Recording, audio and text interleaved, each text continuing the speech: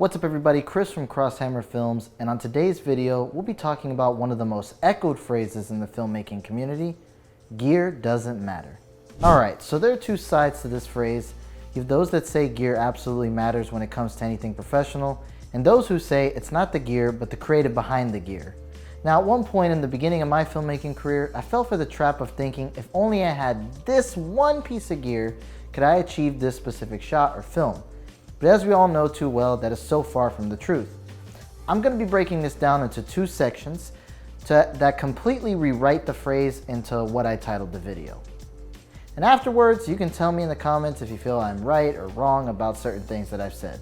But before I get to it, I have this one thing to talk about.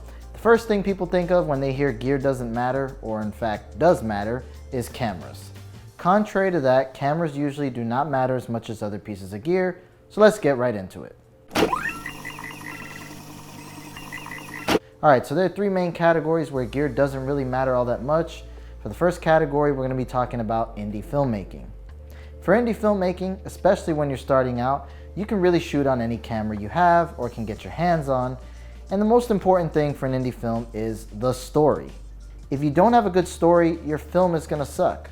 It doesn't matter if it's shot on a Red Komodo or a Sony FX6. I promise you people don't care what your film is shot with if it has a good story. Now of course there are very specific pieces of gear you need in order to make an indie film, such as lights and audio gear, but it doesn't have to be the top of the line gear either.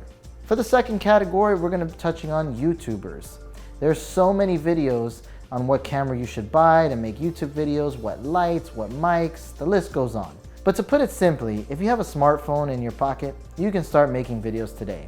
Even if you're a vlogger, you can easily use your phone for filming, or if you have some extra cash, you can get a cheaper mirrorless camera that in today's day and age makes solid looking videos. For the last category here, we're going to end off on this section with social media content. If you're someone who wants to make social media content and feels they need all this gear to make high quality videos, then you'll be happy to know that once again, you can use your smartphone or a cheap mirrorless camera. Social media content is way more forgiving than, let's say, YouTube or indie filmmaking, because some people like the realistic types of videos that are done for social media. Since most people today have social media, there's this relational element to the videos that don't look super professional and have this raw factor to them. Paid client work. Alright, so you decided to do this professionally, you have a video production business. Well, in this case, there's a lot more room for error if you do not have the proper gear for your shoots.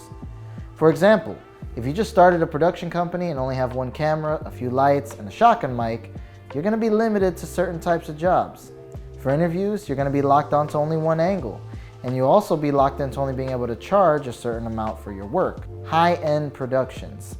When you get the privilege of working on a high-end production, such as a big budget commercial, film, or television series set, you will see a ton of gear. At first you're going to think, is this all really necessary? And at that stage, the more gear you have, the more prepared you are for the complex shoot ahead. Now that doesn't mean by every piece of gear that you think you'll need later in the future when you get to that point either. It just means that as you level up in your filmmaking career, you will acquire more gear as you go, and it will matter as you keep progressing. And lastly, specialty or specific shots. If you need a high-angle crane shot, you can't do it without a crane. Unless you get extremely lucky like I did and was able to use a cherry picker to simulate a high-angle shot for a web series I was a part of a few years ago. This doesn't happen all the time, guys, and applies to other shots as well, dolly shots, gimbal shots.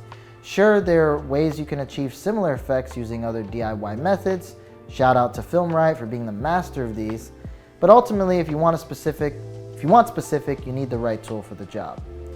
So I hope gear doesn't matter until it does resonates with you more after hearing me explain these examples to you guys.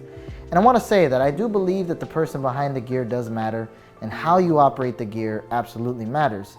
But instead of just saying gear doesn't matter and making it a general phrase, let us agree that in some instances it matters, and in some instances it doesn't matter. Thanks for watching, guys. If you enjoyed this content, please comment, rate, and subscribe.